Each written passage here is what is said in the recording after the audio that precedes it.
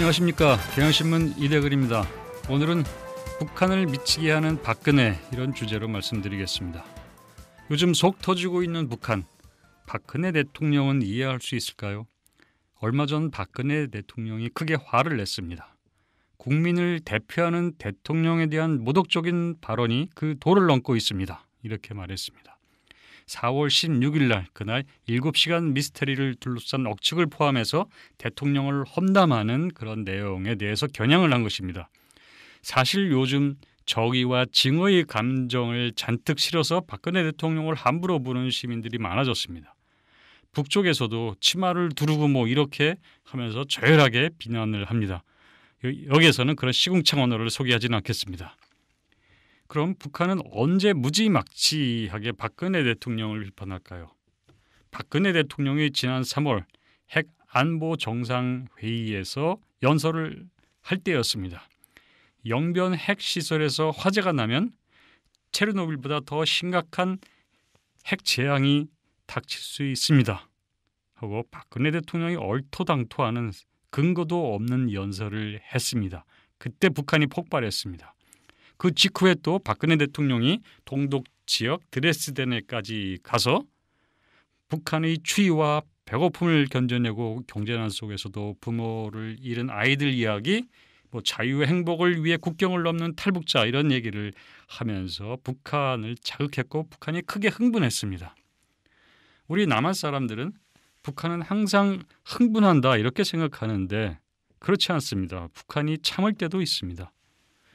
북한은 지난 3월에 그렇게 박근혜 대통령에게 2번씩 당하고 나서도 북남 관계를 개선하고 민족 단합의 분위기를 마련한다는 명목으로 인천 아시안게임의 선수단과 응원단을 파견하겠다고 발표를 했습니다. 그런데 또 남측이 응원단 숙박료 문제로 시비를 걸어서 북측의 속을 긁어놓았습니다. 그런데도 북한은 응원단 파견은 철회하면서도 선수단은 남측에 보냈습니다. 박근혜 대통령이 요즘 검찰을 동원해 사이버상에서 대통령 모독하는 내용을 검열하고 그것 때문에 네티즌들이 사이버 망명을 하는 사태까지 발생하고 있습니다. 박근혜 대통령에게 좀 흥분을 가라앉히고 안정을 취하라고 조언해주고 싶습니다. 대통령도 이미 어떤 분야에서는 당하는 만큼, 아니 그 이상으로 표현의 자유를 마음껏 누리고 있습니다. 그러니까 대통령도 위안을 삼을 거리가 있다는 겁니다. 박근혜 대통령이 취임사에서부터 지난번 유엔 총회 기조연설에 이르기까지 국내외 무대를 막론하고 공식 행사 때 대통령이 공식 연설을 할 때 기회만 있으면 북한 문제를 거론을 했습니다. 그 내용은 당연히 북한을 강력히 비판하는 겁니다. 아주 단순한 내용입니다. 특히 북한은 핵을 내려놓아야 된다, 이런 내용 몇 문장이 있는데 그건 연설 때마다 거의 토시 하나 다르지 않게 그대로 반복을 합니다. 참 끈질기고 집요합니다. 그것에 놀랍습니다. 참 집요하고 끈질깁니다. 저 같으면 질려서도 이렇게 같은 말 반복 수십 번 하기 어려울 겁니다. 그런데도 박근혜 대통령은 유엔 총회 기조 연설에서 북한 비판을 엄청나게 했고 처음으로 북한 인권 문제를 공식으로 비판을 하기도 했습니다. 그것 때문에 북측에서 박 대통령을 또 엄청나게 공격을 했습니다. 박 대통령이 그 문제에서도 이렇게 발언을 했습니다. 북한이 연일 저의 실명을 거론하면서 맹비난을 거듭하고 있는 것은 그만큼 인권 문제가 아프고 가슴을 찌르기 때문일 것입니다. 이렇게 말했습니다. 이건 박근혜 대통령의 대북 비판이 북한의 태도를 바꾸는 것보다도 북한 때리기에 있다는 걸 말하는 겁니다. 놀랍습니다. 그리고 이렇게 말했습니다. 북한 반발이 두려워 소극 대응을 하면 안 됩니다. 스스로 대통령이 다짐을 하고 있는 겁니다. 취임 이후 19개월간 북한 비판을 반복했는데 앞으로도 계속하겠다는 겁니다. 박근혜 대통령 지치지 않을 것 같습니다.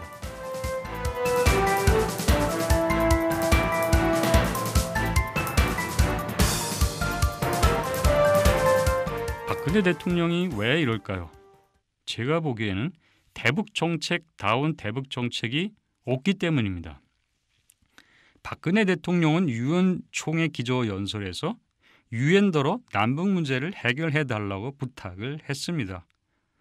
그건 유엔에 갔으니까 그냥 빈말로 해보는 말입니다. 그걸 대책이라고 할 수는 없습니다. 유엔 총회 얘기가 나왔으니 한마디 더 하겠습니다. 그때 북한 정권을 비판하면서 탈북자 문제, 인권, 북핵 문제 가지고 북한을 비판을 했습니다. 윤병세 외교부 장관도 유엔 총회 기간에 남북 인권 대화를 하자고 얘기를 했습니다. 아니 지금 남북 간 인권 대화가 가능한 일입니까? 남북 대화 그것도 대북 지원을 해준다는 문제를 두고도 남북이 대화를 못하고 있는데 북한 체제 전복이라고 하는 걸 두고서 남북이 대화를 할 수 있다고 생각을 하는 겁니까? 상상력이 지나칩니다. 그리고 남북 간 환경, 민생, 문화 통로를 만들자 대통령이 그런 제안을 하면서 그걸 유엔이 도와달라 이렇게 되지도 않을 말 생각에도 별로 없는 말을 했습니다. 이렇게 유엔 총회는 정부 출범 이후 남북 간 상호 비난의 절정을 보여주는 무대였습니다. 왜냐하면 북한도 질세라 험한 욕설을 쏟아냈습니다. 한마디로 제약 없는 표현의 자유와 도 넘은 표현의 자유 간의 충돌이었습니다. 또 핵 포기하면 경제 지원 해주겠다.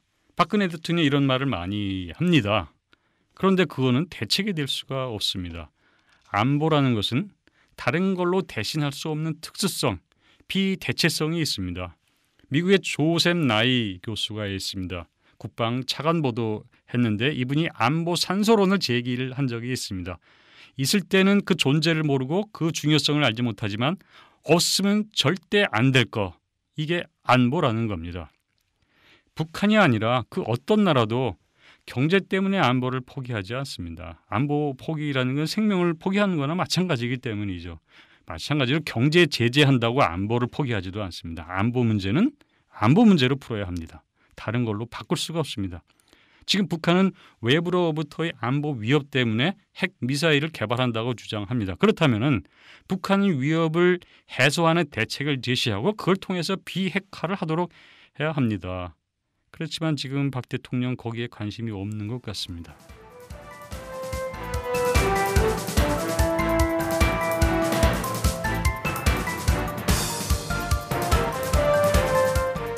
물론 대북 정책에 제가 없다고 했는데 있기는 있습니다. 세 가지입니다. 공허한 구상, 사소한 원칙, 대북 비판입니다. 첫째, 거창하고 화려하지만 공허한 구상이 있습니다. 한반도 신뢰 프로세스, 드레스덴 구상, 동북아 평화협력 구상, 유라시아 이니셔티브, 통일준비 이거 아무런 실효성이 없으면서 남북 관계 개선, 대화와 교류 협력에 아무런 도움도 되지 않고 오히려 방해만 되고 있습니다.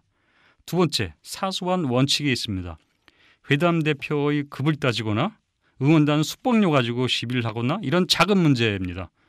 박 대통령은 작은 문제를 굉장히 중시합니다. 이런 작은 문제부터 신뢰를 회복할 수 있다. 말은 그렇게 합니다. 예, 맞는 말입니다. 그렇지만 실제로는 이런 작은 문제부터 대립을 하고 시비가 벌어지면서 다른 문제, 큰 문제, 더 중요한 문제까지 막아버려서 남북이 완전히 단절되는 그게 지금의 현실입니다. 세 번째는 대북 비판입니다. 이게 사실상 유일한 대북 정책입니다. 왜냐하면 가장 효용이 있기 때문이죠. 북한이 가장 강력하게 반응하고 북한에 가장 영향을 미치고 남북 간에 이걸 가지고 공방을 지금 하고 있습니다. 박근혜 대통령이 강력히 비판하면 북한도 역시 거기에 맞받아쳐서 비판하면서 남북 간에 오고 가는 유일한 게 이 비난 주고받기입니다. 유엔 총회에서 박근혜 대통령이 북핵 흡수통일 시사하는 말 탈북자 문제, 인권 문제 아까 제기했다고 제가 말씀드렸죠. 거기에 맞서서 북한에서 조국평화통일위원회 명의로 그리고 국방위원회 이름으로 아주 심한 내용을 담은 대통령 모독 발언을 계속 쏟아내고 있습니다. 그 표현이 아주 새로워서 새로운 표현의 발표장, 욕설의 전시장처럼 되어 있습니다. 양측이 이렇게 욕과 비난을 주고받으면 물릴만한데 그렇지 않은 것 같습니다. 대통령이 북한을 자극하고 북한을 흥분시켜서 북으로 하여금 대남 비난 공세를 유발하도록 하고 그렇게 해서 그런 북한 반응에 대해서 그렇게 해서 그런 북한 반응이 나오기를 기다렸다가 여기서 다시 또 북한을 때리는 거 이게 지금 정부의 대북 정책의 실체입니다. 아니 그러면은 이렇게 하려면 왜 정부는 북한에 대고 남북 고위급 접촉을 하자고 제의를 했는지 이해가 안 됩니다. 대화하자고 하면서 분위기를 이렇게 험악하게 만드는 것 이해되지 않습니다. 이게 대화하자는 태도입니까? 남북이 만나서 북한을 불러서 따지려고 이 제의를 했습니까? 북한을 혼내서 쫓아보내려고 이 제의를 했습니까? 이런 험악한 분위기를 조성할 거면은 만나도 남북이 충돌합니다. 그러면 관계가 더 악화될 수가 있습니다. 아예 대북 제의 취소를 하는 게 좋습니다. 그리고 정부 태도부터 점검을 하는 게 우선입니다.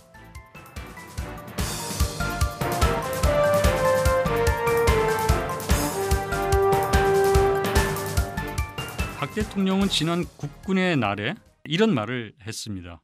정부는 강력한 한미연합 방위 체계를 유지하면서 이동식 발사대 타격용인 킬체인과 한국형 미사일 방어 체제 등 핵과 대량 살상무기 능력을 조기에 확보해서 북한 정권이 집착하는 핵과 미사일이 더 이상 쓸모없다는 것을 스스로 인식하도록 할 것입니다. 이거는 남북이 안보 딜레마에 악순환에 빠지는 겁니다. 안보 딜레마는 상대가 무기를 늘리면 내가 위협을 느끼니까 나도 무기를 늘리고 그럼 또 상대는 불안해지니까 군비를 더 늘리는 걸 이렇게 서로 반복하는 걸 말하는 겁니다. 이렇게 하는 것보다 남북 관계 개선이 현명한 대안입니다. 북한은 한미 외부의 군사적 위협 때문에 핵과 미사일을 개발하고 있다고 합니다. 그렇다면 남북이 대화를 진전시키고 북미가 대화를 해서 군사적 신뢰를 구축하고 남북 간 군비 통제, 군비 감축을 하면 되는 겁니다. 그러면 킬체인이니 MD니 무슨 미사일 방어망에 엄청난 돈을 들이는 거. 정부는 내년 예산에 이 미사일 방어망 킬체인을 위해서 23%나 증액을 했다고 합니다. 그리고 한 대에 1,211억 원이나 하는 미 전투기 F-35A를 40대 구입하기로 했습니다. 그런 비용 때문에 복지를 포기할지도 모릅니다. 그런 일이 있어서는 안 됩니다. 박 대통령이 검찰을 동원해서 자기를 모독하는 자를 잡겠다고 사이버 검열 전쟁을 시작을 했습니다. 이건 시민들이 자유로운 의사 표현을 하려면 대가를 칠 각오를 하라 이런 경고입니다. 그런데 불공평합니다. 박근혜 대통령도 북한에 대해서 표현의 자유를 마음껏 누리고 있습니다. 보통 대통령은 북한을 직접 공격하지 않습니다. 북한은 대화의 상대이기도 하기 때문이죠. 그런데 대북 비판 그리고 거기에 따른 남북 대결에 따른 그 대가는 서민들이 지불을 해야 합니다. 북한에 대한 박 대통령의 표현의 자유 때문에 남북 대결이 격화되고 그 비용을 누가 내느냐 하면은 결국 시민들이 낸다는 겁니다. 특히 군비 줄여서 복지했을 수 있는데 그렇게 못하고 복지 필요하다고 서민 털이 증세를 지금 하지 않습니까? 서민들이 대통령이 표현의 자유에 따른 비용을 대신 내고 있는 겁니다.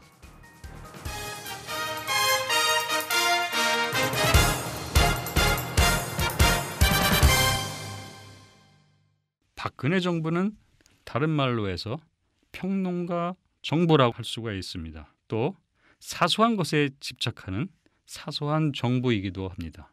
그런데 이게 전부가 아닙니다. 평론가 정부, 사소한 정부의 끝은 서민에게 비용을 전가하는 정부입니다. 이대근이었습니다.